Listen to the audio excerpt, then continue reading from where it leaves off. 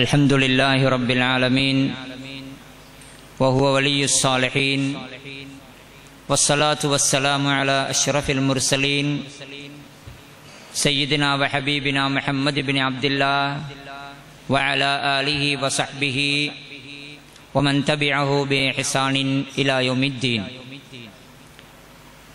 அன்பிற்குரிய சகோதரர்களே, அஸ்ஸலாமு அலைக்கும் வரஹ்மத்துல்லாஹி வபரகாத்துஹு.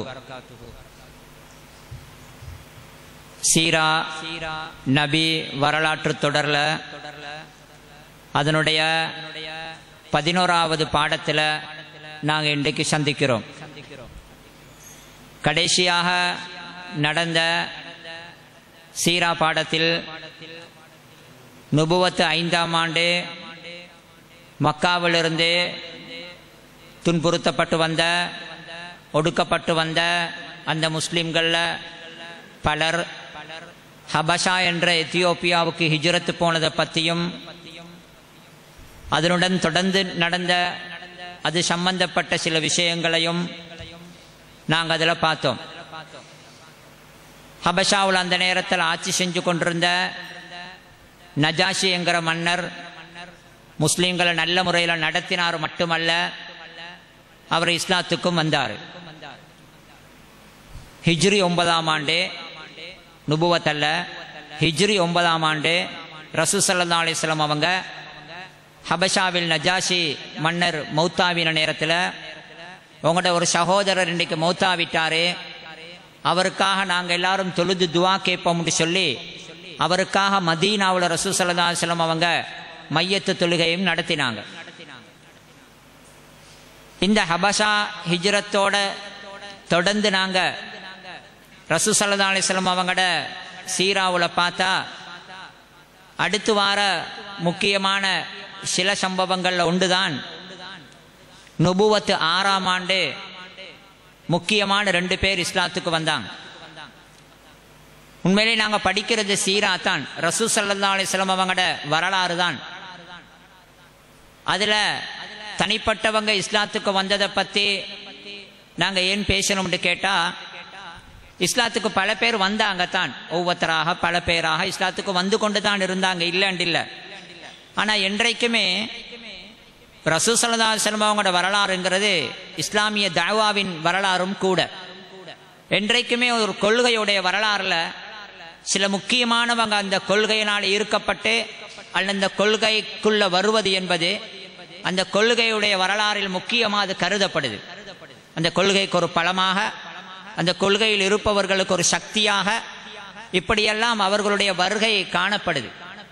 அந்த பின்னணியில் ஹம்சா ரலியல்லாஹு அன்ஹு அவங்களும் உமர் ரலியல்லாஹு அன்ஹு அவங்களும் நுபுவத் 6ஆம் ஆண்டு இஸ்லாத்துக்கு வந்தது முக்கியமான சம்பவமாக சீராவுடைய உலமாக்களே எழுதி கொண்டு போறாங்க. உண்மையிலே நாங்கள் சீராவை மிச்சம் அவசரம் இல்லாமல் கொஞ்சம் விரிவாக, அதே நேரத்தில் அதில் இருக்கிற படிப்பினைகள், பாடங்கள், சில பொழுது அதில் இருக்கிற சட்டங்கள், இவைகளையும் நாங்கள் விளங்கி கொண்டு சீராவை நாங்கள் தொடராக படித்து கொண்டு போவோம்னு தான் ஆரம்பத்தில் நாங்கள் முடிவு செஞ்சோம். அந்த அடிப்படையில் இந்த இடையிடையில் சொல்லப்பட்ட முக்கியமான சம்பவங்கள் மூலமாக என்ன படிப்பினைகள் இருக்குது என்கிறதையும் நாங்கள் மேலோட்டமாக இன்ஷா அல்லாஹ் முடியுமான அளவுக்கு அதை தொட்டுக்கொண்டு நாங்கள் போவோம். ஹம்சா ரலியல்லாஹு அன்ஹு அவங்களோட இஸ்லாத்துக்கு வந்ததை நாங்கள் பார்த்தா விளங்கும். ஹம்சா ரலியல்லாஹு அன்ஹு அவங்க ரசூல் அடசாச்சா, ரசூலோட வாப்பட கூட பிறந்த சகோதரன்.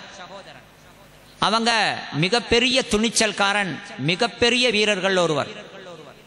அதை பற்றி நாங்கள் இடையிடையில் பல சந்தர்ப்பங்களில் நாங்கள் கேள்விப்பட்டிருப்போம். ஹம்சா ரலியல்லாஹு அன்ஹு அவங்க எந்த அளவு வீரன், எந்த அளவு துணிச்சலானவர், விசேஷமாக பத்ர் யுத்தத்தில் அவருடைய பங்களிப்பு எந்த அளவு பெருசாக இருந்துச்சு அப்படிங்கிறதெல்லாம் பல முறை நாங்கள் கேட்டிருப்போம், பார்த்திருப்போம். இந்த ஹம்சா ரலியல்லாஹு அன்ஹு அவங்க இஸ்லாத்துக்கு வருவதற்கு இஸ்லாத்தின் சில முக்கியமான எதிரிகளோட கடும் போக்குத்தனமும் அவங்களோட அடாவடித்தனமும் தான் காரணமாக அமைஞ்சிச்சு. வரலாறுல, தஅவாவுடைய வரலாறுல, அந்த களத்தில் நாங்கள் இதையும் கொஞ்சம் விளங்கி கொள்ளணும். என்னாண்டா, சில நடப்புகள் இருக்குது, சொல்லுவாங்க பொதுவாக தமிழ்ல, அந்த நடப்பவை யாவும் நன்மைக்குங்கிற மாதிரி. அதாவது சில விஷயம் இருக்குது, அது நடக்கிறதுல சில நல்ல விளைவுகள் வரலாம். எங்களுக்கு தெரியும், மக்காவில் இஸ்லாத்தை மிக கடுமையாக, அதை எதிர்ப்பதையே கிட்டத்தட்ட தனது பொறுப்பாக, தன்னை ஒரு கடமையாக எடுத்துக்கொண்டு எதிர்த்த மாதிரி ஆக்கள் உள்ளவங்க தான் இந்த அபூ ஜஹ்ல், அபூ சுஃபியான் மாதிரி ஆக்கள் எல்லாம். அப்போ ஆரம்பத்தில் இஸ்லாத்தை சரியா புரியாம அவங்களோட சேர்ந்தும் கொஞ்சம் பேர் எதிர்த்து கொண்டு தான் இருந்தாங்க. ஆனால் இந்த கடுமையாக இஸ்லாத்தை எதிர்ப்பவர்கள் செய்யக்கூடிய சில அடாவடித்தனங்கள் இருக்குதே, அவங்களோட அசட்டுத்தனமான தைரியத்தில் அல்லது அவங்களோட அந்த காட்டுமிராண்டித்தனமான துணிச்சல்ல, நான் வச்சது தான் சட்டம்னு அவங்க நடக்கிறத வைத்துக்கொண்டு அவர்கள் செய்யும் சில நடவடிக்கைகள் சில பேர் அப்படியே கொள்கைக்கு கொண்டு சேர்த்துருது. அந்த மாதிரி ஒன்று தான் அந்த ஹம்சா ரதியல்லாஹு அவங்க இஸ்லாத்துக்கு வந்ததுலேயும் நடந்துச்சு. ஹம்சா ரசூல் ஸல்லல்லாஹு அலைஹி வஸல்லம் அவங்களோட சாச்சா. என்னத்தான் அவர் இஸ்லாத்துக்கு அப்போ வந்திருக்க இல்லாட்டியும் கூட தன்னுடைய சகோதரனின் மகன் என்ற அடிப்படையில் ரசூல் ஸல்லல்லாஹு அலைஹி வஸல்லம் அவங்களோட மிச்சம் அன்பா தான் இருந்தார். ஒரு நாள் ஹம்சா வேட்டைக்கு போய்த்து திரும்பி வருவார். ஹம்சா ஒரு வேட்டைகளுக்கு போகக்கூடிய அப்படி ஒரு துடிதுடிப்பான ஒரு கலகலப்பான ஒரு ஆள் தான் அவர். அவர் வேட்டைக்கு போய் திரும்பி வரும் பொழுது ஒரு அடிமை பெண் அவரை சந்திச்சு சொல்றா, என்ன நீங்க உங்களுக்கு தெரியாதா, இன்றைக்கு அம்ர் இப்னு ஹிஷாம் அபூ ஜஹல் உங்களோட நானாட மகனுக்கு கடுமையாக ஏசி போட்டான், அவரை பார்க்கறதுக்கு கேட்கறதுக்கு ஆள் இல்லாத மாதிரி அவரை கண்ட மாதிரி ஏசி போட்டான், பாவம் அவர் அப்படிங்கிற மாதிரி அந்த பொம்பளை சொல்றா. பாருங்க, இந்த அபூ ஜஹல்ட இந்த அடாவடித்தனம் இருக்குதே, இது ஒரு முக்கியமான ஒருத்தர் இங்க கொண்டு சேர்க்குது தாவாவுக்கு. ஹம்சா பார்த்தாரு, என்னத்தான் அந்த மார்க்கத்துக்கு நான் போயில்லாட்டியும் கூட அது எங்கட நானோட மகன், இப்ப அவருக்கு வருது அந்த உறவு, அந்த குலவாதம் சொல்ற அந்த அந்த அந்த அந்த இனவாதம் ஒன்று இருக்குது, அதுதான் அவருக்கு வருது. உடனே அவருக்கு சரியான கோபம் வந்துட்டு, எங்கட நானோட மகனுக்கு இப்படி செய்யறாங்களா, அவரை பார்க்க கேட்க ஆள் இல்லைன்னு நினைக்கிறாங்களா, நாங்க தான் இருக்கிறோமே, அதுக்கு மேல நாங்க இருந்த என்ன வேலை. அப்ப இவர் யோசிக்கிறாரு, நாங்கெல்லாம் அவரோட போய் சேர்ந்துட்டா சரி, நாங்கெல்லாம் சேராததும் சேர்த்து தான் இவங்க இப்படி அவரை கடுமையாக எதிர்க்கிறாங்க, அவரை கண்டபடி அவருக்கு கஷ்டம் கொடுக்குறாங்க. நேரா போனார் அபூ ஜஹல் இருக்கிற இடத்துக்கு. இவர் அபூ ஜஹலை விட மிகப்பெரிய வீரன், மிகப்பெரிய துணிச்சல்காரன். இவர் நேரா அபூ ஜஹல் இருக்கிற இடத்துக்கு போய்த்து அபூ ஜஹலுக்கு வேகமாக ஒரு அடியும் அடிச்சார். அவனோட மண்டை கூட கொஞ்சம் உடைச்சிட்டு சொன்னாரு, அந்த மார்க்கத்துல தான் நானும் இப்ப இருக்கிறேன், அந்த மார்க்கத்துக்கு நானும் பேய்த்துட்டேன், நீ கேட்கறதுக்கு யாரும் இல்லைன்னு நினைச்சுக்கொண்டு எங்கட முகமதுக்கு நீ கஷ்டம் கொடுக்கறியான்னு கேட்டார். எனவே அந்த சிலருடைய அடாவடித்தனங்கள், சிலர், ஹம்சாவும் ஒரு துணிச்சல்காரன், முக்கியமான ஒரு ஆள், ஊர்ல ஒரு முக்கியமா சில விஷயத்துக்கு சில பேர் இருக்கிறாங்க பணத்தால் செல்வாக்குள்ளவர்கள், சில பேர் இருக்கிறாங்க அரசியல் ரீதியில செல்வாக்குள்ளவர்கள், இன்னும் சில பேர் இருக்கிறாங்க பலத்தாலும் தைரியத்தாலும் செல்வாக்குள்ளவர்கள். அவர்கள் ஒரு கொள்கைக்கோ ஒரு இயக்கத்துக்கோ ஒரு அமைப்புக்கோ இணைவது என்பது அதுக்கு ஒரு பலம். இப்படிதான் ஹம்சா ரதியல்லாஹு வந்து சேர்ந்தாங்க. அடுத்தது உமர் ரதியல்லாஹு அவங்கட இஸ்லாத்துக்கு வந்தது. நான் அதை விரிவா இங்க சொல்றதுக்கு நினைக்கலேண்டா, உமர் ரதியல்லாஹு அவங்களோட வரலாறு நாங்க அந்த குலஃபாக்களின் வரலாறு தொடரில் நாங்க பார்த்தோம், அதுல நாங்க ஓரளவு பார்த்தோம் அந்த இஸ்லாத்துக்கு வந்ததை. ஆனாலும் சீராவில் முக்கியமான ஒரு நிகழ்வாக அது சொல்லப்படுது. அப்படிங்கிற பின்னணியில நாங்க உமர் ரதியல்லாஹு அவங்க இஸ்லாத்துக்கு வந்ததை கொஞ்சம் பார்த்துக்கொண்டு அங்கிட்ட ஆகுவோம். உமர் ரதியல்லாஹு அவங்க எங்களுக்கு தெரியும் வித்தியாசமான ஒரு பர்சனாலிட்டி, ஒரு வித்தியாசமானவர். அவர்கிட்ட துணிச்சல் இருந்துச்சு, கடுமையான துணிச்சல் இருந்துச்சு, அதே நேரத்தில் கண்டிப்பு இருந்துச்சு, வீரம் இருந்துச்சு, வெளிப்படை இருந்துச்சு, அதே நேரத்தில் ஒரு ஆச்சரியமான ஒரு கருணையும் பாசமும் உள்ள உள்ளமுண்டு அவர்கிட்ட இருந்துச்சு. அவர் துணிச்சலானவர், வேகமானவர், வெளிப்படையானவர், மிகவுமே கண்டிப்பானவர். அதே நேரத்தில் அந்த கண்டிப்பான அந்த உமர்கிட்ட உள்ளுக்கு ஒரு அன்பான ஒரு பாசமுள்ள ஒரு உள்ளமும் இருந்துச்சு. ஒரு வித்தியாசமான ஒரு ஆள் தான் உமர் ரதியல்லாஹு. பின்னால் அவர்கள் வரலாறு ஆச்சரியமானது. அந்த உமர் ரதியல்லாஹு ஆரம்பத்தில் மிக கடுமையாகவே இஸ்லாத்தை எதிர்த்தார். ஏன்னா அவருடைய குடும்ப பின்னணி அப்படித்தான் இருந்துச்சு. சிலை வணக்கத்தின் ஊறி போனவர்கள். உமரோட வாப்பா கூட உமரோட நானா ஒரு நல்ல வழியை தேடணும்னு சிலை வணக்கத்தை உடனடியாவின நேரத்தில் உமரோட நானாவுக்கு சரியான கொடுமைப்படுத்தினார் வாப்பா. சிலை வணக்கத்தை உடுறவங்களை வாப்பா அடிச்சதை பார்த்த உமர் அந்த பின்னணியில தான் இருந்தார். அவரும் பார்த்தார், சிலை வணக்கத்தை எதிர்ப்பவர்களுடன் கடுமையா நடந்தார். ஆனா ஆச்சரியம், அல்லாஹ் உமர் ரதியல்லாஹு அவங்களை இஸ்லாத்துக்கு கொண்டு சேர்த்தான். இல்லாட்டி யாரும் நம்பல உமர் இஸ்லாத்துக்கு வருவார். ஆமிர் இப்னு ரபிஆன்ற ஒரு சஹாபி இருந்தார். அவரும் அவரோட மனைவி இருந்தாங்க, லைலான்னு சொல்லி, உம்மு அப்துல்லான். இவங்க ரெண்டு பேருக்கும் உமர் கடுமையாகவே கஷ்டம் கொடுத்தாரு. அவர்கள் இஸ்லாத்துக்கு போனார்கள் என்பதற்காக, வேறொன்றுமல்ல. அவங்க ரெண்டு பேருக்கும் உமரால சரியான தொந்தரவு. உமர் கடுமையான தைரியசாலி, துணிச்சல்காரன், யாருக்கும் பயப்படாதவர். இவங்களுக்கு சரியான தொந்தரவு கொடுத்தாரு இஸ்லாத்துக்கு போனார்கள் என்பதற்காக. அப்ப அந்த உமர் எந்த அளவுக்கு கடுமையானவர்ண்டா, யாருமே நினைச்சிருக்கல உமர் இஸ்லாத்துக்கு வருவாருன்னு. முஸ்லீம்கள் கூட நினைக்கல உமர் வருவாருன்னு சொல்லி. எந்தளவுனா அபஷாவுக்கு ஹிஜ்ரத்து போறதுக்கு தயாராகும் பொழுது எல்லாரும் போனாங்க. எந்த அளவு மக்காவில் கொடுமைண்டா, நான் அன்றைக்கும் சொன்னேன், இந்த மக்கா காலம்ங்கிறது ஆச்சரியமான ஒரு காலம், புதினமான ஒரு காலம். ஒரு கொள்கைக்கு அநியாயமும் அட்டூழியங்களும் எதிர்ப்புகளும் நடப்பது என்பது இதுக்கு பிறகு வராது வரலாறு. ஒரு நாள் மக்காவில் போல் நடக்க இல்லை, யாருமே தாங்க கஷ்டமானது. அந்த பெரிய அபூபக்கர் ரதியானவங்க கூட ரசூலுல்லாஹ்வோட தோளோட தோள் நின்று அப்படியே உறுதியா இருந்த அபூபக்கர் ரதியானவங்க கூட ஹபஷாவுக்கு ஹிஜ்ரத்து போறதுக்கு ரெடியாவே புறப்பட்டு போயிட்டாரு. மக்காவில் இருப்பது கஷ்டம். அபூபக்கர் ரதியானவங்க கூட அந்த நபியோடைய முதல் வினாடியிலிருந்து கிட்டத்தட்ட இருந்த அந்த அபூபக்கர் கூட தாங்கையிலாண்டு போறாரு. இப்ப ஹபஷாவுக்கு மக்காவில இருந்து வெளியாகி கொஞ்சம் தூரம் போயிட்டாரு, சில மைல் கணக்கு போயிட்டாரு ஹபஷாவுக்கு பெயரலான்னு சொல்லி. அப்பதான் இடைவெளியில இப்னு தகின்னான்றத சந்திக்கிறான். அவன் கொஞ்சம் செல்வாக்குள்ள ஒரு ஆள். அவன் கேட்கிறான், என்ன அபூபக்கர் எங்க போறீங்க? அவ அபூபக்கர் சொன்னார், தாங்க இல்லாத கஷ்டம் அப்பா, கொள்கைக்காக இப்படி எல்லாம் கஷ்டப்படுத்தப்படுறோம், நான் ஹபஷாவுக்கு போறேன். அப்ப இப்னு தகின்னா சொன்னா, உங்களை மாதிரி நல்ல மனுஷர் எல்லாம் போக கூடாது, நீங்க மக்காவுல இருங்க, உங்களுக்கு நான் பாதுகாப்பு உத்தரவாதம் தாரேன்னு சொல்லி அவன் பாதுகாப்பு உத்தரவாதத்தை எடுத்துக்கொண்டு அபூபக்கர் திரும்பி வந்தார். இல்லாட்டி அபூபக்கரும் கூட போயிருப்பார், அந்த அளவுக்கு கஷ்டம் மக்காவுல. அபூபக்கர் திரும்பி வந்த நேரத்தில் இப்னு தகின்னா சொன்னா, இன்றையிலிருந்து அபூபக்கர் என்ற பாதுகாப்பில் இருப்பவர், யாரும் அவருக்கு ஒன்றும் பண்ணக்கூடாது. அப்ப குறைஷிகள் சொன்னானுங்க, அப்படியா இருந்தா ஒரு நிபந்தனை, அபூபக்கர் தொழுறதோ அல்லது ஏதோ குர்ஆன்களை ஓதுறதோ அது எல்லாத்தையுமே அவர் வச்சுக்கொள்ளணும், அவருடைய எல்லாத்தையும் ரகசியமாக படர்ந்து முன்னுக்கு செய்யக்கூடாது. குர்ஆன் ஓதுறதை கேட்டால் அவர் அபூபக்கர் இலகிய மனமுள்ள ஒரு ஆள், அதனால அவர் ஓதக்கொள்ள அழுவார். அவர் அழுது ஓதுறதை கேட்டு பல பேர் இஸ்லாத்துக்கு வர ரெடியாகிறது. அதனால நிபந்தனை போட்டானுங்க, ஓதுறது சரி, ரகசியமா வீட்டுக்கு வேலையை வச்சுக்கொள்ளணும், அப்படியா தான் மக்காவில் இருக்கலாம். கொஞ்ச நாள் போன போற அபூபக்கர் வீட்டு முத்தத்துல குர்ஆன் ஓத தொடங்கினாரு. அப்ப போயிட்டு இப்னு தகின்னா கிட்ட கம்ப்ளைண்ட் பண்ணினானுங்க, உங்களோட பாதுகாப்பு கீழே இருக்கிற நீங்க, ஆனா அவர் நிபந்தனையை மீறுறாரு.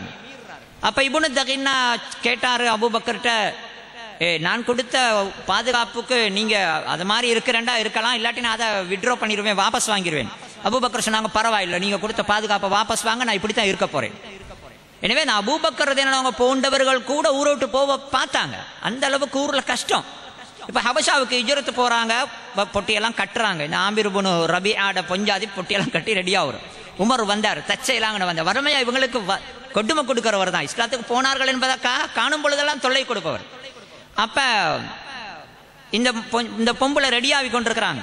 உமர் கேட்டார, என்ன எங்க ரெடியாகுறீங்க? அப்ப இவ சொன்னா, நீங்க தான் எங்களை ஊர்ல இருக்க விடுறீங்க இல்லையே, உங்களால சரியான தொல்லை, நாங்க இஸ்லாத்துக்கு போனோம் என்பதற்காக இப்படியெல்லாம் தொல்லை, அதனால நாங்க ஊரை விட்டு போறோம்டா.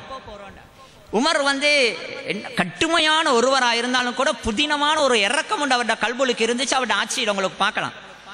இந்த பொம்பளை இப்படி சொன்னதோட உமருக்கு சரியான கவலை ஆகிட்டு. அப்ப சொன்னாரு, சரி அல்லாட காவல் போயிட்டு வாங்கன்னு மாதிரி சொல்லிட்டு கவலையோட கொஞ்சம் பார்த்து கொண்டு இருந்துட்டு போயிட்டாரு. இந்த இந்த பொம்பளோட மாப்பிள்ள வாராரு.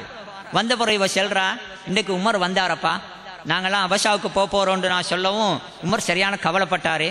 அப்ப இவர் கேட்கிற அந்த மாப்பிள்ளக்காரன், அவர் கவலைப்பட்டாரா, நீ என்ன நினைக்கிறாய்?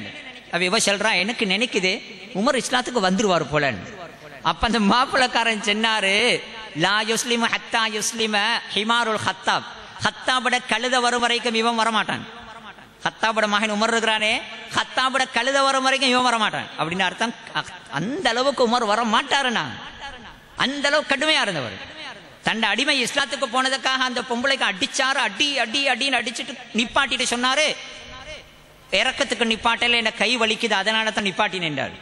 இப்படி இருந்த உமர் ரலியல்லாஹு ஆச்சரியமாக இஸ்லாத்துக்கு திரும்புறாங்க.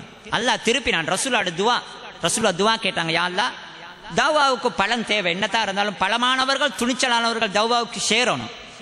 ரசூலுல்லாஹ் துவா கேட்டாங்க. ஒன்றில் அம்ர் இப்னு ஹிஷாம், அபூ ஜஹல் அல்லது உமர் இப்னு கத்தாப், இவங்க ரெண்டு பேர்ல ஒத்தக்கொண்டு என்ன தவ்வாவை நீ பலப்படுத்துன்னு சொல்லி அந்த துவாட பாக்கியம் உமருக்கு தான் கிடைச்சிச்சு. உமர் ரலியல்லாஹு அன்ஹு இஸ்லாத்துக்கு வந்ததுல பல சம்பவங்கள் சொல்றாங்க. மிக பிரபலமான சம்பவம் தான் ரசூல் ஸல்லல்லாஹு அலைஹி வஸல்லம் அவங்களை கொல்லுவதற்காக அவரு போனாரு. அப்ப ஒருத்தர் இடையில கண்டு எங்க போறீங்கன்னு கேட்டாரு. நான் முஹம்மதை கொல்ல போறேன் என்று சொல்ல நேரத்துல அவர் சொன்னாரு, முஹம்மதை கொல்ல முன்னால உங்களோட வீட்டுக்கே இஸ்லாம் வந்துட்டு உங்களோட தங்கச்சி மச்சானும் இஸ்லாத்துக்கு போய்த்தாங்கன்னு சொன்னாரு. வேற நேரம் அங்க போனாரு, தங்கச்சிக்கு அடிச்சாரு, மச்சானுக்கு அடிச்சாரு. ஹப்பாப் இப்னு அரத் அவங்களுக்கு குர்ஆனை சொல்லி கொடுத்து கொண்டிருந்தார், அவர் ஒளிஞ்சாரு. அதுக்கப்புறம் தங்கச்சிட அடிச்ச வேகத்துல தங்கச்சிட மேல ரத்த காயத்தை கண்டு கவலைப்பட்டு என்னாண்டு விசாரிச்சாரு. அதுக்கப்புறம் அந்த குர்ஆன் ஆயத்துக்களை கேட்டு இஸ்லாத்துக்கு வந்தாருன்றெல்லாம் மிக பிரபலமான ஒரு சம்பவம் சொல்லப்படுது. ஆனா இது ஹதீஸுடைய உலமாக்கள்கிட்ட ஆதாரபூர்வமான சம்பவம் அல்ல. அதே நேரத்தில் யாரும் இதை எனக்கு தெரிஞ்ச மட்டும் புனையப்பட்ட கட்டுக்கதை என்று சொன்னதாகவும் இல்லை. ஆனா தஈஃப் பலகீனமான அமைப்பில் தான் இது இருக்குது. ஆனாலும் கூட இந்த சம்பவம் என்னதான் ஆதாரபூர்வமானது அல்ல என்று சொன்னாலும் கூட வேற பல சம்பவங்களை பார்த்தா விளங்குது. குர்ஆனுடைய அந்த மொழி வளம் இருக்குது, குர்ஆனுடைய அற்புதமான அந்த பாஷை, அந்த குர்ஆனுடைய அந்த மொழி வளத்தையும் அந்த ஓசை நயத்தையும் கண்டு கேட்டு அதனால ஈர்க்கப்பட்டு உமர் இஸ்லாத்துக்கு வந்திருக்க நிறைய வாய்ப்பு இருக்குது. ஏன்னா வேறு சில சம்பவங்களும் வந்திருக்குது. பல சம்பவங்கள் உமரது குர்ஆனை கேட்டு இஸ்லாத்துக்கு வந்தாங்கன்ற மாதிரி. பொதுவா உமர் மொழிகளோட மிச்சம் ஆர்வம் உள்ளவர், மொழியோட சரி பற்றானவர். எனவே அவர் அப்படி வந்திருக்கலாம். உமரது அவங்க இஸ்லாத்துக்கு வந்தது மிகப்பெரிய பலம். உமரது அவங்க இஸ்லாத்துக்கு வந்ததன் பின்னால மக்காவில் இருக்கிற காபிர்கள் அந்த அந்த முஸ்லிம்கள் கொஞ்சம் தைரியமாவினாங்க. ஆனா காபிர்களுடைய அநியாயம் குறையல்ல. எந்த அளவுக்குன்னா அந்த உமருக்கு கூட அடிச்சாங்க, அந்த உமருக்கு கூட அடிச்சாங்க. ஏன்னா ஊரே மறுபக்கம் இருக்கும் நேரம் அப்துல்லா இப்னு உமர் சொல்றாரு, நான் சின்ன பொடியன், சின்ன வயசால், எனக்கு நடக்கிறது கொஞ்சம் கொஞ்சம் விளப்பம், ஓரளவு தெளிவு, சின்ன பொடியனா இருந்ததுக்குன்னா என்ன நடக்குதுன்னு விளப்பம். எங்களோட வாப்பா இஸ்லாத்துக்கு வந்ததோட வாப்பா கடும் தைரியசாலி. எல்லாரும் இஸ்லாத்துக்கு வந்ததை ஒழிக்கும் நேரம் அவர் வெளிப்படுத்த விரும்பினார். அப்ப கேட்டாரு, இப்ப நான் இஸ்லாத்துக்கு வந்ததை எப்படி பப்ளிசிட்டி பண்ணலாம், எப்படி அதை விளம்பரப்படுத்தலாம், எல்லாருக்கும் தெரிவிக்கலாம். அப்போ ஒருத்தர் சொன்னார், அன்னைக்கு காபா கிட்ட போனா இப்படி ஒரு ஆள் இருப்பாரு, அவர்கிட்ட ரகசியம்னு சொன்னா கட்டாயம் ஊரெல்லாம் பெறையடிச்சிருவார், சொல்லிடுவாரு. நீங்க அவர்கிட்ட சொல்லுங்க ரகசியம்னா அவர் ஊரெல்லாம் சொல்லிடுவார் அப்படின்னு. அதே மாதிரி உமர் சொன்னாரு. உடனே அவன் ரெடியாவே படபடன்னு பேய்த்து உமர் மதம் மாறி விட்டான் அப்படி இப்படின்னு சொல்ல தொடங்கினார். உமர் பின்னுகால பேத்து கொண்டு சொல்றேன், நான் மதம் மாறல்ல, நான் அல்லாவுக்கு கட்டுப்பட்டிருக்கிறேன், நான் ஷஹாதா கலிமாவை சொல்லியிருக்கிறேன்னு உமர் தைரியமா சொல்ற. பின்னுக்கு பேத்து கொண்டு உமருக்கு அடிக்க தொடங்கினாங்க. உமர் அவர்களை அடிக்க, அவர்கள் உமருக்கு அடிக்க, கடுமையான சண்டை போச்சு. அப்துல்லா இப்னு உமர் சொல்றாரு, நான் சின்ன பொடியும் பார்த்து கொண்டிருந்தேன், ஒருத்தர் வந்து அதை தீர்த்து வச்சாரு, இதுக்கு மேல இவனுக்கு அடிக்காதீங்கப்பா, இவன் கோத்திரம் எல்லாம் சேர்ந்தா சண்டை பிடிக்கிறது கஷ்டமாகும் சொல்லி. அப்பயும் உமரும் சும்மா இருக்கல, அவர்கள் அடிக்க இவர்களும் அடிக்க, இவரும் சண்டைக்காரன் ஆள், வித்தியாசமானவர், வேகமானவர். ஆனா உமருக்கு கூட உட்டு வைக்கல என்பதுதான் அடிப்படை. ஆனா என்னதான் இருந்தாலும் கூட மக்காவில் முஸ்லிம்களோட மனசுல ஒரு பெரிய தைரியம். இப்ப ஹம்சா வந்துட்டாரு, உமர் வந்துட்டாரு, கொஞ்சம் தைரியமா போயிட்டு காபா கிட்ட ஆக்கள் தொழுகிறது உமர் இருக்கும் தைரியத்தில். உண்மையிலே உமரது இஸ்லாம் வந்து இஸ்லாத்துக்கு ஒரு பெரிய வெற்றியாகவும் பலமாகவும் இருந்தது உண்மை. ஆனா எப்படியோ ஹம்சாவும் உமரும் இஸ்லாத்துக்கு வந்தார்கள் என்பதனால் மக்காவில் எல்லாமே சும்மா இருந்துடுறல்ல. இருந்த கொள்கைவாதிகளுக்கு ஒரு தைரியம் வந்துச்சு, எதிரிகள் கொஞ்சம் யோசிக்க தொடங்கினாங்க, பலமானவர்கள் அந்த பக்கம் போறாங்களே அப்படின்னு சொல்லி. ஆனாலும் கூட எதிர்ப்பு தொடர்ந்து இருந்துச்சு. கொஞ்சம் பேர் இன்னும் கொஞ்சம் கூடுதலாவே எதிர்க்க தொடங்கினாங்க, வேற வேற வழிகளை இப்ப யோசிக்க தொடங்கினாங்க. ஹம்சா உமர் போன்றவர்கள் எல்லாம் போனதன் பின்னால இப்ப அந்த அடித்தடிகளை விட வேற ஏதாவது உத்திகள் இருக்கான்னு யோசிக்க தொடங்கினாங்க. அவங்க யோசிச்சாங்க, முஹம்மது என்னத்தா இருந்தாலும் பலமாகிறாரு, இப்ப ஹம்சா பேய்த்தாரு, உமர் பேய்த்தாரு, மிச்சம் தைரியமான ஆட்கள் அந்த பக்கம் போறாங்க, வேற ஏதாவது வழி இருக்குதான்னு யோசிச்சாங்க. அடுத்ததாக அவர்கள் இஸ்லாத்தை ஒடுக்க அல்லது நபியுடைய தாவாவை நிப்பாட்ட அவங்க கையாண்டது மனிதாபிமானமே இல்லாத, இரக்கமே இல்லாத ஒரு நடவடிக்கை ஒன்றுக்கு போனாங்க. அந்த ஒரு களத்தில் எதிரியுடன் மாத்திரம் மோதுவது என்பது வேறு, ஆனால் ஒருவரோட கோபம் என்பதற்காக அவருடைய குடும்பம், சின்ன புள்ள, குழந்தை, பொன்புள்ள எல்லார்களும், பெண்கள் எல்லாருக்கும் சேர்த்து கஷ்டம் கொடுப்பது என்பது வேறு. இவங்க அடுத்த நடவடிக்கை போனாங்கன்னா ஒரு இரக்கமே இல்லாத ஒரு காட்டுமிராண்டித்தனமான மாதிரி ஒரு நடவடிக்கைக்கு தான் போனாங்க. என்ன யோசிச்சாங்கடா, இப்ப தாவா வளருது, அவங்களுக்கு விளப்பம். இப்ப என்னத்தான் எதிர்த்தாலும் பலமானவர்கள் போறாங்க, முஹம்மது உறுதியா இருக்கிறாரு, ரசூல் ஸல்லல்லாஹு அலைஹி வஸல்லம் அவங்களோட தைரியம் இருக்குதே, நாங்க என்னத்தான் ஹம்சா தைரியம் உமர் தைரியம் எல்லாம் சொன்னதுக்குன்னா, அதே ஹம்சாவும் உமரும் எதிரணியில இருந்து கடுமையா எதிர்க்கும் பொழுது கூட ரசூலுல்லாஹ் எந்த பயமும் இல்லாம தாவா செஞ்சாங்க. உமரதேனவங்க இஸ்லாத்துக்கு வருவதாக ரசூல்லா கிட்ட போறாங்க. ஆனா ரசூல்லாவுக்கு தெரியாது உமர் இஸ்லாத்துக்கு தான் வாராருண்டு. அப்ப ரசூல்லா இருக்கிறாங்க, வாசல்ல உள்ளவங்க நினைக்கிறாங்க உமர் சண்டைக்கு தான் வாராருண்டு. அப்ப கொஞ்சம் பேர் யோசிக்கிறாங்க என்ன பண்ணலாம், உமர் சண்டை பிடிச்சாண்ட மாதிரி. ஆனா ரசூல்லா எலும்பி போனாங்க, எலும்பி போய்த்து உமருடைய இடுப்பு கிட்டால புடவைய பிடிச்சு கேட்டாங்க, என்ன உமர் இதுக்கு மேலையும் நீ இஸ்லாத்துக்கு வராம இருக்கவா பாக்குறாய், சத்தியம் உனக்கு விளங்கல்லையாண்டு. ரசூல்லாட தைரியம் அது, அதுக்கு மேல தைரியம் உண்டு இல்ல. அந்த தைரியமான அல்லது துணிச்சலான உமர் ஹம்சா எல்லாம் எதிர் அணியில் இருக்கும் பொழுது கூட ரசூல்லா தவாவில் தான் இருந்தாங்க. அவங்களுக்காக அடக்கி வாசிக்கவோ அவங்களுக்காக பயந்திருக்கிற ஒரு அமைப்பு ரசூல்லாட்ட இருக்கல்ல. அப்ப அடுத்த நடவடிக்கை பார்க்குறாங்க இவங்க, ஒரு எல்லாருமாக சேர்ந்து ஒரு வித்தியாசமான நடவடிக்கை எடுக்கிறாங்க. எப்படின்னா, இன்றைக்கும் எங்களுக்கு தெரியும், அந்த எதிராளியை மசிய வைப்பதற்கு, அவனை பணிய வைப்பதற்கு சில பேர் கையாளுற ஒரு வழிதான் அந்த பொருளாதார தடை மாதிரி உண்டு. பொருளாதார தடைகள்ல அவன் தொழில்ல அல்லது அவன் ரிசுக்களை கை வைப்பது, இது சாதாரணமா நிறைய பேர் கையாளுற ஒன்று தான். ஒருத்தரை அடக்குவதற்கு, அவனை பணிய வைப்பதற்கு கையாளும் வழிகளில் ஒன்றுதான் அதிகாரத்தை பாவித்து அவன் தொழிலை பறிக்கிறது, அவன் சாப்பாட்டை குறைக்கிறது, அல்லது அவனுக்கு உணவு போகும் வழிகளை தடை செய்வது, அவன் வியாபாரத்தை முடக்குவது, பேங்குகள் அவன் அக்கௌண்ட் எல்லாத்தையும் முடக்குவது. இது சாதாரணமாக உங்களுக்கு பார்க்கலாம். பெரிய மட்டத்தில் சர்வதேச அமைப்பில் வல்லரசுகளிலிருந்து சின்ன முதலாளி உட்பட எல்லாரும் அடுத்தவனை அடக்குவதற்கு கையாளும் உத்திகளில் ஒன்றுதான் அவன் பௌத்தில கை வைக்கிறேன்னுவாங்களே, அது மாதிரி ரிசுக்கில் கை வைப்பது. அதுல பாதிக்கப்பட போறது எதிரி மட்டுமில்லை, நேரடியாக அவன் புள்ள, பொஞ்சாதி, பொம்புளைகள், பச்சை குழந்தைகள் எல்லாமே பாதிக்கப்படுவாங்க. ஆனா அதெல்லாம் பார்க்க மாட்டாங்க. எனவே இது இறக்கமில்லாத ஒரு வித்தியாசமான நடவடிக்கை. ஒரு பார்வையில் யுத்தத்தை விட கொடுமையானது. யுத்தத்திலேயாவது நேருக்கு நேராக பலசாலிகளும் வீரர்களும் சந்திச்சு கொள்வாங்க. இந்த ஒரு நடவடிக்கைக்கு தான் போனாங்க. இதுக்கு இந்த பொருளாதார தடை என்று சொல்வதை விட, இன்றைய உலகில் பொருளாதார தடை இந்த மாதிரி ஒரு பிரயோகம் தான் செய்யறாங்க. இது பொருளாதார தடையையும் மீறிய ஒரு தடை மக்காவில் செஞ்சது. வெறுமனே இப்ப ஈரானுக்கு போடுற மாதிரி அவங்களோட எண்ணெயை ஏற்றுமதி செய்யறதுக்கு தடை, யாரும் வாங்கப்படாது அப்படி இப்படின்னு அந்த பொருளாதாரத்தில் மாத்திரம் வைக்கப்பட்டதல்ல கை. இப்ப இவனுங்க முடிவெடுக்கிறானுங்க, இதுக்கு மேல முகமது வைக்க கூடாது, பார்த்து கொண்டிருந்தா பிரச்சனை இன்னும் கூட போகுது அவருடைய கொள்கை, எனவே எங்களுக்கு தாக்கு பிடிக்கலாம் போகும், எனவே முகமதை கொல்லுவதற்கான ஒரு யோசனை இப்ப வருது இவங்களுக்கு. என்ன வந்தாலும் கொல்லுவோம் அப்படின்ற மாதிரி ஒரு யோசனை வருது இவங்க. இது அபூ தாலிப் விலங்கெடுத்துட்டாரு. உடனே அபூ தாலிப் பார்த்தாரு, எக்காரணம் கொண்டு முகமதை கொல்லுவதற்கு நாங்க அனுமதிக்க மாட்டோம், நாங்க குடும்பம் எல்லாம் அதுக்கு பாதுகாப்பா இருப்போம். இவனுங்க அடுத்த நடவடிக்கை கொண்டு எடுத்தானுங்க. நீங்க உங்களோட குடும்பத்தை ஆள்னு சொல்லி பாதுகாக்க ரெடி ஆகுறீங்களா, முகமது எங்கள்கிட்ட தரமாட்டீங்களா, அல்லது முகமதை கொண்டா நீங்க சண்டைக்கு வருவீங்களா, அப்ப உங்களை பணிய வைப்பதற்கு நாங்க ஊர்ல இருந்து உங்களை ஒதுக்குவோம் அப்படின்னு அந்த ஊர்ல இருந்த பனு ஹாஷிம், பனுல் முத்தலிபை தவிர மற்ற எல்லா குறைஷிகளும் சேர்ந்து ஒரு முடிவு எடுக்கிறாங்க. அவர் ரசூல்லா பொறவு நான் நினைக்கிறேன் ஹஜ்ஜுக்கு போன நேரம் நான் நினைக்கிறேன், அல்லது மக்கா வெத்தி நேரம் மினா கிட்ட ஒரு இடத்துக்கிட்ட போக்கல ரசூல்லா சொன்னாங்க, இங்கினைக்குத்தான் அந்த காவிர்கள் எங்களுக்கு எதிராக ஒப்பந்தம் பண்ணினாங்க. அவங்க கூடின இடம் இருந்துச்சு ஹைஃபு கிட்ட. ரசூல் அந்த இடத்தை குறிச்சாங்க, சஹியா வந்திருக்குது. ரசூல் சொன்னாங்க, இங்கனைக்குத்தான் அவங்க எல்லாரும் குஃப்ர்ல இருந்தவங்க எல்லாம் எங்களுக்கு எதிராக உடன்படிக்கை பண்ணி ஒப்பந்தம் பண்ணி ஒத்துமையாவினது இங்கனைக்குத்தான் சொன்னாங்க. எல்லாரும் சேர்ந்து ஒரு முடிவு எடுத்தாங்க, முஹம்மதை கொல்லுவதற்கு எங்கள்கிட்ட அவங்க ஒப்படைக்கணும், கொண்டா அவங்க ஏமம் கேட்கக்கூடாது, பழி கேட்கக்கூடாது.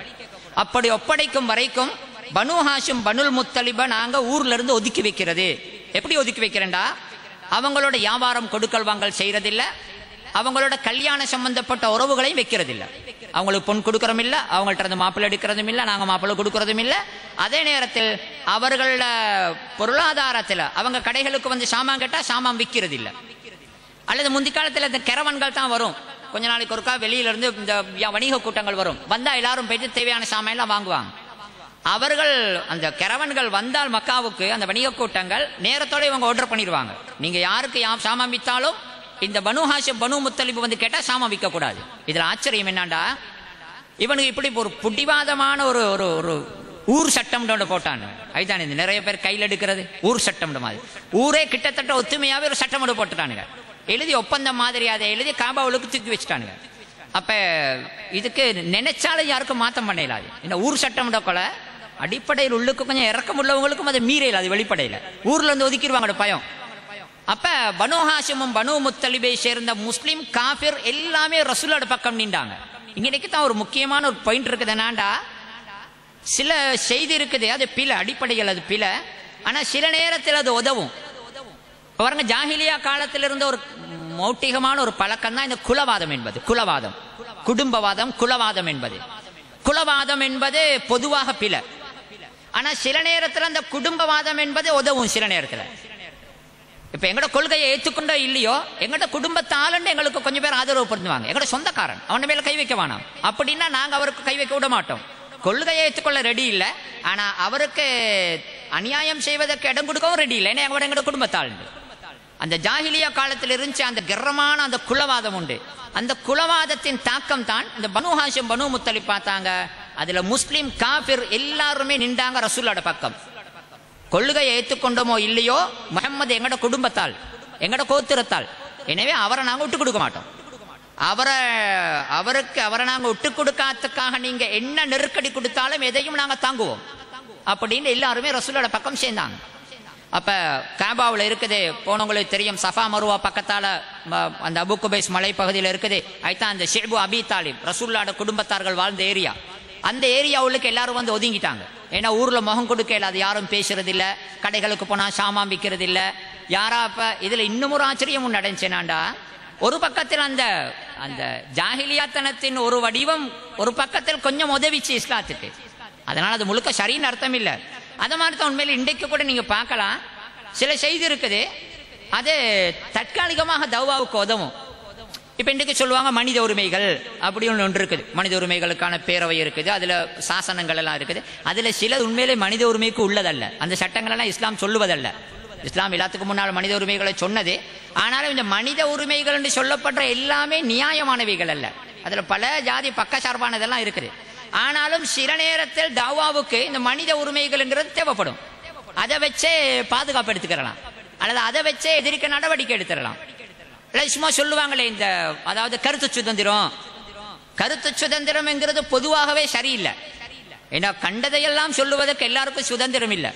அது இப்ப அக்கீதாவிலையும் கண்டதெல்லாம் சொல்லலாம், குப்புரையும் சரின்னு சொல்லலாம்ங்கிறதெல்லாம் சுதந்திரம் இல்லை. ஆனா கருத்து சுதந்திரம் என்கிற ஒரு சட்டம் இருக்கும் ஒரு நாட்டுல, அது சில நேரம் எங்களுக்கு உதவும். நாங்கள் சொல்லும் கருத்துக்கு யாராவது எதிர்க்கும் பொழுது நாங்கள் சொல்லுவோம், கருத்து யாருக்கும் சொல்லலாம், அதனால நாங்களும் சொல்றோம் அப்படின்னு அது தப்பிக்கிறலாம். அந்த மாதிரி அது மாதிரி சில செய்தி இருக்குது, அடிப்படையில் அது சரியல்ல அல்லது அது முழுவதும் சரியல்ல, ஆனா சில நேரத்தில் அது உதவ போறது. அந்த மாதிரி ஒன்றுதான் இந்த ரசூல்லாவுக்கு.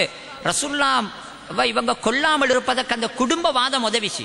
குடும்பம் சேர்ந்து சொன்னாங்க, ஏலா தரமாட்டோம், நாங்க அவருடைய கொள்கையில இல்லாட்டியும் தரமாட்டோம். எனவே முஸ்லிம்கள் காபிர்கள் எல்லாருமே பனு ஹாஷிம் பனு முத்தலிப் ரசூல்லாவோட பக்கம் தான் நின்றாங்க. இவனுங்களும் புடிவாதமே இருந்தானுங்க. நுபுவத்து 7ஆம் ஆண்டு தொடங்கிய இந்த பகிஷ்கரிப்பு மாதிரி அமைப்பு, இந்த புறக்கணிப்பு மாதிரி அல்லது ஒதுக்கி வைப்பது என்ற இந்த தடை என்கிற இந்த முறை நுபுவத்து 7ஆம் ஆண்டு முஹர்ரம் தொடங்கியது, நுபுவத்து 10ஆம் ஆண்டு முஹர்ரம் வரைக்கும் அப்படித்தான் இருந்துச்சு. அந்த கொஞ்ச நாளா நல்லா கஷ்டப்பட்டாங்க. இதில் இன்னொரு ஆச்சரியம் நடந்துச்சுனாண்டா, என்னதான் குடும்பம் குலம் ரத்தம் என்று சொல்லி ரசூலோட பக்கம் கொள்கையை பார்க்காமலும் ஒதுங்கினாங்கன்னு நான் சொன்னேனே, அதுல ஒரே ஒருத்தன் மட்டும் மறுபக்கம் தான் நின்றான், அபூலஹப். அந்த நேரத்திலும் அபூலஹப் வந்து மறுபக்கம் தான் நின்றான். அவன் மட்டும்தான் இதுள்ளுக்காவல்ல. பனு ஹாஷிம் பனு முத்தலிபுல அந்த ஒரே ஒரு ஆள் மட்டும்தான் ரசூலுல்லாஹ்வுக்கு ஆதரவா இருக்கலாம். அவன் மறுபக்கம் தான் நின்றான், ஊர் பக்கம் தான் நின்றான். எந்த அளவுனா வியாபார கூட்டங்கள் வந்தா அவன் போவான். அபூலஹப் நல்ல செல்வா சல்லி உள்ளவன், பெட்டி சொல்லுவான், இவனுக்கு சாமான் கேட்டா விற்க வேணாம். அப்படித்தான் அவனுக்கு சாமான் அவனுங்களுக்கு வித்து லாபம் கிடைக்குதுன்னு நீங்க கருதினால் விற்க வேணாம். அதுக்கு நீங்க நஷ்டம் கருதுற அவ்வளோத்தையுமே நான் என் கையால தாரேன், அவனுக்கு மட்டும் கொடுக்க வேணாம்.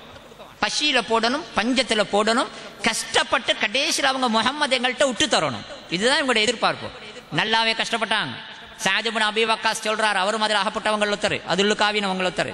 அவர் சொல்றாரு, பசி எந்த அளவு பசிண்டா, இந்த இருட்டுகள்ல கையில சரி ஈரமாக போட்டா எல்லாத்தையும் தூக்கி வாயில போடுற. அவர் சொல்றாரு, கடுமையான பசி, ஒரு நாள் ராவு நேரம் அப்படி பெய்த்துக்கிட்டு இருக்கிறேன், காலில் என்னமோ அகப்பட்டுச்சு, ஈரமா பட்டுச்சு, அதை அப்படி எடுத்து இருட்டா வாயில போட்டேன். இந்த வரைக்கும் தெரியாது அது என்னதுன்னு சொல்லி, என்னதுன்னு தெரியாது. இதை சரி வாயில் போடுவது ஏதாவது பண்ணி உசிரை காப்பாத்துறது மாதிரி நல்லாவே கஷ்டப்பட்டாங்க. ஆனா இதுளுக்கு இப்படி ஒன்று நடந்துச்சு. இப்ப யாராவது கேட்கலாம், 3 வருஷமாக கடையில சாமான் கொடுக்கறது இல்ல, வாங்குறதுக்கு இயலாது, இப்படியெல்லாம் இருந்து பச்சை குழந்தைகள் எல்லாம் கதறுது பசியில, 3 வருடமாக நியாயமான ஒரு தொகை உருளுக்கு இப்படி இருக்கிறேன்னா அவங்க எப்படி உசுரோடு இருந்திருக்கலாம். இதுல இன்னொன்று நடந்துச்சுன்னா, அதுதான் இயல்பா நடக்கிறது. அந்த ஊரே சேர்ந்து அடாவடித்தனமான ஒரு சட்டம் கொண்டு இருப்பாங்க. தலைவர் அவங்க இவங்க பெரியார்கள் சொல்லப்படுவர்கள், ஊரின் முக்கியஸ்தர்கள் எல்லாம் சேர்ந்து சட்டம் கொண்டு இருப்பாங்க. அவங்கட அந்த அதிகாரத்தனத்துல பயந்து எல்லாரும் அதுக்கு கட்டுப்பட்டுருவாங்க.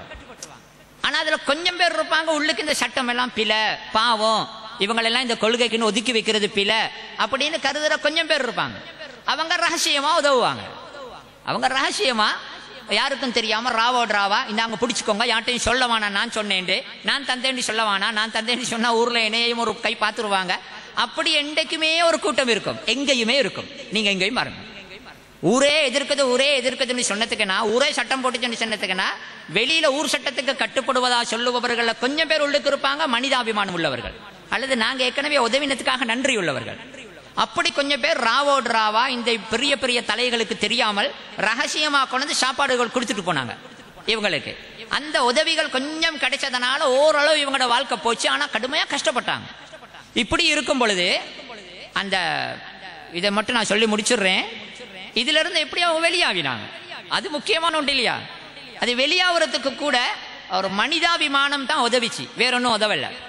இப்படி 1 வருஷம் 2 வருஷம் ஊரில் மிக செல்வாக்கு மிக்க குடும்பத்தை ஒதுக்கி வச்சிருக்கிறாங்க.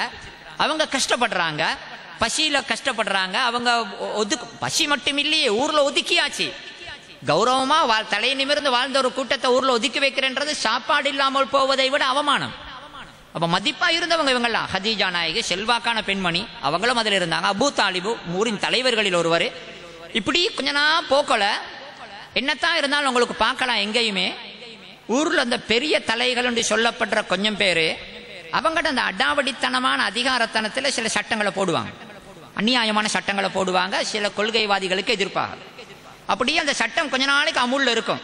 அப்படி போக போக போக ஊரிலேயே ஒரு பொது கருத்தொண்டு உருவாகும், அனுதாபாலை ஒன்று உருவாகும். அந்த அனுதாபாலை ஒரு பொது கருத்தாக மாறும்.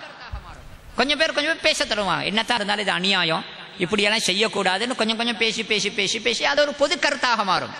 பொது கருத்தாக மாதிரி அது பலமாகும் பொழுது ஊர்ல அந்த பெரியவங்க சண்டியானவங்க தலைவர்கள்ன்றவங்களுக்கு அதுக்கு மேல தாங்க இல்லாது. ஏன்னா மக்கள் கருத்து மாறியதன் பின்னால் அவங்களுக்கு அதுக்கு மேல ஒன்றும் செய்யறதுக்கு இல்லாது. உண்மையில இங்க கூட அதுதான் நடந்துச்சு. என்னண்டா இவங்க இப்படி கொஞ்ச நாள் கஷ்டப்பட்டு கொண்டு இருக்க, ஆனா இந்த 3 வருஷத்துல கூட உங்களுக்கு பார்க்கலாம் ரசூல் ஸல்லல்லாஹு அலைஹி வஸல்லம் அவங்கள என்னத்தான் ஒரு பக்கத்தில் ஒதுங்கி பசியில எல்லாம் குடும்பம் கஷ்டப்படுது, ஊரே கணக்கெடுக்கிறாங்க இல்ல, யாருமே பேசுறாங்கல்ல, உறவு வைக்கிறாங்க இல்ல. அதனால ரசூல்லா ஒரு மூலையில் உட்கார்ந்து அழுதுகிட்டு இருக்கல. ரசூல்லா அந்த கொஞ்ச நாளா எண்டைக்கு மாதிரி தவா செஞ்சாங்க. எண்டைக்கு மாதிரி காபா கிட்ட போற, தொழுற அல்லது ஓதுற, அங்க போற, அவர்கிட்ட தவா கொடுக்குற, இவருக்கு தவா கொடுக்குற, இடையில ஹஜ்ஜி சீசன் வர, ஹஜ்ஜிக்கு வரவங்களை போய் சந்திக்கிற. ரசூல்லா அவங்களோட பாட்டுக்கு தவா செஞ்சு கொண்டு தான் இருந்தாங்க. இவங்களோட நடவடிக்கை ஒன்றை இவங்க பண்ணி கொண்டு இருந்தாங்க. ரசூல்லா சளைக்கல்ல. ரசூல்லாவோட வரலாறுல உங்களுக்கு அந்த அதுதான் ஆச்சரியம்னா பகுதிகள் உண்டேனாண்டா. எந்த ஒரு தலைக்கு மேல் கத்தி தொங்கும் பொழுது மாதிரி சந்தர்ப்பத்தில் கூட ரசூல்லா சும்மா அசடர்ல, ரசூல்லா அப்படியே போனாங்க பயணத்தில், அப்படியே சளைக்காமல் நிக்காம தான் போனாங்க. எந்த பதட்டமும் இருக்கல, எந்த பின்வாங்குதலும் இருக்கல. இவரே அப்படி இப்படி கஷ்டம் தொல்ல, ரசூல்லா அதுல விட்டு கொடுக்கவோ அல்லது கொஞ்ச நாளைக்கு அடக்குவோம், வாசிப்போம், கொஞ்ச நாளைக்கு தவாவை கையிடுவோம் எல்லாம் இருக்கல. ரசூல்லா தவா செஞ்சு கொடுத்தான் இருந்தாங்க. இப்படி போகும் பொழுது ஒரு பொது கருத்தொண்டு உருவாகுது. ஊர்ல ஒரு அனுதாபம் கொண்டு வருது. இப்ப அது எப்படியும் கொஞ்ச நாளைக்கு போற வந்துடும். என்னதான் ஊர் தலைவர் அப்படி இப்படின்னு சட்டம் போட்டாலும் மக்களின் மனதில் உள்ள சில இறக்கங்களை நிப்பாட்டலாது. இப்ப 2 பேச தொடங்கினாங்க, இந்த சட்டம் அநியாயம், இதை இல்லாமக்கணும் அப்படி இப்படின்னு. இதுல முக்கியமான 2 இடத்துல எல்லாருமே முஷ்ரிக்குகள், அவங்க யாரும் முஸ்லிம்கள் இல்லை. அப்ப அதுல இந்த அபுல் பக்தரி போன்றவங்க, இன்னும் யாரு இந்த முத்தைம் இப்னு அதி மாதிரி ஆட்கள் ஒரு 5 பேர். அப்போ ஒருத்தர் பேசினார் இன்னொருத்தரோட. இப்ப சில விஷயம் இருக்குது என் மனசுல இன்னும் இருக்கும், ஆனா எனக்கு ஆதரவு இருக்குன்னு எனக்கே தெரியாது. அப்ப நான் தச்சையில ஒருத்தரோட பேசக்குள்ள பார்த்தா அவரும் எந்த கருத்துல தான் இருக்கிறாரு. இப்ப எனக்கு கொஞ்சம் தைரியம், அட எனக்கு சப்போர்ட்டுக்கு ஒருத்தர் இருக்கிற, இன்னும் 4-5 பேரை சப்போர்ட்டுக்கு எடுத்துக்கொண்டா பேசலும் தைரியமா. அப்ப இப்படி ஒருத்தரோட இவர் பேசி பார்த்தாரு. பாருங்களேன் என்னத்தான் இருந்தாலும் இந்த குடும்ப அணி. அப்ப அவரும் சொன்னார், ஓ மெய்தான். அப்ப இவர் சொன்னார், அப்படியா இருந்தா நாங்க இதை நிப்பாட்டுவோமே, இதை கேன்சல் பண்ணுவோமே. அப்ப அவர் சொன்னார், கேன்சல் பண்ணல அலேசியா, ஏன்னா அபூஜஹல் மாதிரி பெரிய பெரிய தலைகள் சட்டத்தை போட்டிருக்கிறாங்க. அப்படி கேன்சல் பண்ணுவதா இருந்தால் நாங்க ரகசியமாக இதுக்கு ஒரு பிரச்சாரம் பண்ணி நாங்க இதுக்கு ஒரு கூட்டத்தை உருவாக்கி அந்த கூட்டத்தின் மூலமாக பொது கருத்தை மாற்றணும், மக்கள் கருத்தை மாற்றணும். மக்கள் கருத்து மாறினா தலைவர்கள் மாத்திரம் மிஞ்சு கொண்டு ஒன்றும் பண்ணலாது. எனவே எல்லாரும் திட்டம் போட்டு காபாவில் எல்லாரும் பேசிக்கொண்டிருக்கிற ஒரு டைமுக்கு எல்லாம் அங்கங்க கூடி கூடி பேசிக்கிட்டு இருக்கிறாங்க. இவங்க 4-5 பேர் ஒவ்வொரு மூலையில போயிட்டு இருந்தாங்க. இவங்க ஏற்கனவே திட்டம் போட்டாங்க, இப்படித்தான் பேசணும்.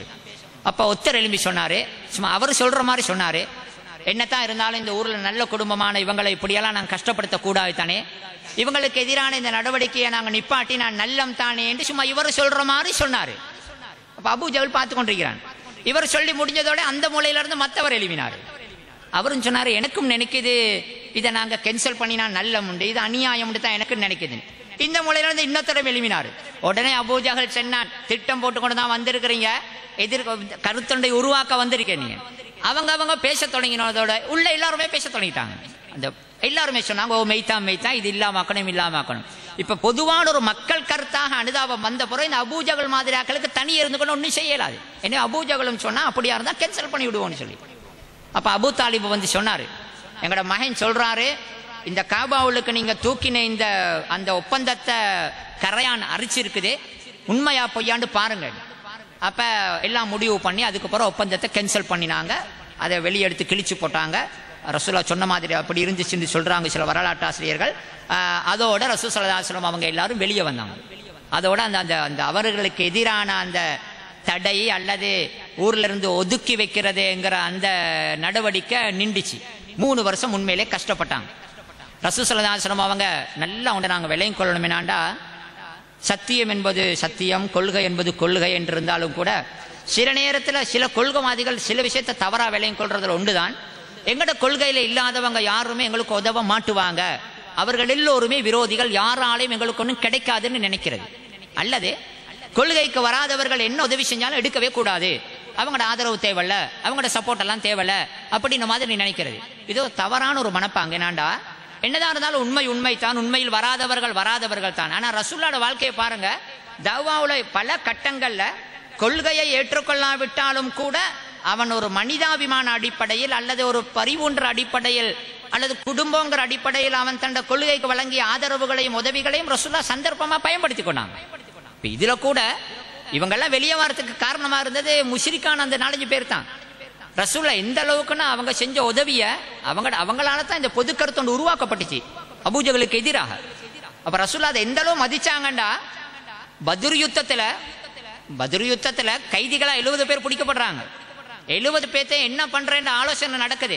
ரசூலுல்லாஹ் சொன்னாங்க, முத்இம் இப்னு அதி மட்டும் உசுரோட இருந்து இவங்களை சும்மா விடுதலை பண்ணுங்கன்னு சிபாரிசு பண்ணினா நான் விட்டுருவேன். நாங்க முத்இம் இப்னு அதி அந்த நேரத்துல நாங்க அங்கிருந்து கலர்றதுக்கு எங்களுக்கு உதவினார். அதனால அந்த நன்றியை ரசூலுல்லாஹ் வச்சிருந்தாங்க. முத்இம் இப்னு அதி உசுரோட இருந்து இந்த 70 பயங்கரமான விரோதிகள் இஸ்லாத்துக்கு சண்டைக்கு வந்தவனுங்க, இவர்களை விடுதலை செய்யும்படி முத்இம் மட்டும் சிபாரிசு பண்ணினா நான் விடுதலை பண்ணுவேன். உசுரோட இருந்து முத்இம் சொன்னா நான் செஞ்சிருப்பேன். ஏன்னா முத்இம் எனக்கு ஒரு கட்டத்தில் அப்படி உதவினாரு. பத்ர் யுத்தத்துக்கு முன்னால ரசூலுல்லாஹ் சொன்னாங்க, எதிரிகளோட படையில சில பேர் வருவாங்க, அவங்கள கொல்லவானாம். அபுல் பக்தரி ஒரு ஆள், அதுல அபுல் பக்தரியை கண்டா கொல்லாதீங்க. ஏன்னா அபுல் பக்தரி ஏற்கனவே மக்காவில் இருக்கும் பொழுது என்னத்தான் எனது கொள்கையை ஒத்துக்கொள்ளாட்டியும் கூட எங்கட இஸ்லாத்துக்கு அவன் உதவி இருக்கிறான் ஒரு கட்டத்தில். ரசூலுல்லாஹ் அந்த நன்றிக்காக சொன்னாங்க, அபுல் பக்தரியை கண்டா, எதிரியின் படையில் அபுல் பக்தரியை கண்டா கொல்லவானான். உண்மையிலே அவன் ஒரு சஹாபி சண்டை பதில் நடக்க கொள்ள அபுல் ஒத்தர வெட்ட போறாரு முஷ்ரிக் கொண்ட அபுல் பக்தரி பாஞ்சு அவரை பிடிச்சு கொண்டான். இவர் சொன்னார், அங்கிட்டாவோ நீ அங்கிட்டாவோ உன்னைய கொல்லவானான் ரசூலுல்லாஹ் சொல்லி இருக்கிறாங்க, நீ அங்கிட்டாவோ. அவன் கேட்கல, அவன் அந்த பிடிவாதத்தில் இருக்கிறோம், அவர் சேர்த்து வெட்டினார், அபுல் பக்தரி கொல்லப்பட்டான். அதுல இல்லாட்டி ரசூலுல்லாஹ் அந்த நன்றியை வச்சிருந்தாங்க. இது எதை காட்டுதுண்டா, அந்த ஒரு பக்கத்தில் அந்த கொள்கையை ஏற்றுக்கொள்ளாவிட்டாலும் கூட அதன் மூலம் அந்த எதிர்ப்பல்ல அல்லது கொள்கைக்கு வர இல்லை என்று இருக்கிறவர்களால் வர சில நன்மைகள் வரலாம், அதை பயன்படுத்திக் கொள்ள வேண்டியதான். அடுத்து இப்படி உதவியினவர்கள் பல பேர் பிற்காலத்தில் இஸ்லாத்துக்கு வந்தாங்களும் கூட. எனவே சீராவில் நான் நினைக்கிறேன் 10ஆம் ஆண்டு வரைக்கும் உள்ள முக்கியமான செய்திகளை நாங்கள் பார்த்துருக்கிறோம். நுபுவத்து 10ஆம் ஆண்டு, அதுக்கு பின்னால் அடுத்ததாக அபூ தாலிபின் மரணம், ஹதீஜா ரதியல்லாஹு அன்ஹா அவங்களோட மரணம், இப்படி வார சில சம்பவங்களுக்கு அதுகளை நாங்கள் அடுத்தாப்புல பார்ப்போம். ஆஹிரு தஅவானா அல்ஹம்துலில்லாஹி ரப்பில் ஆலமீன். சுப்ஹானக்கல்லாஹும்ம பிஹம்திக.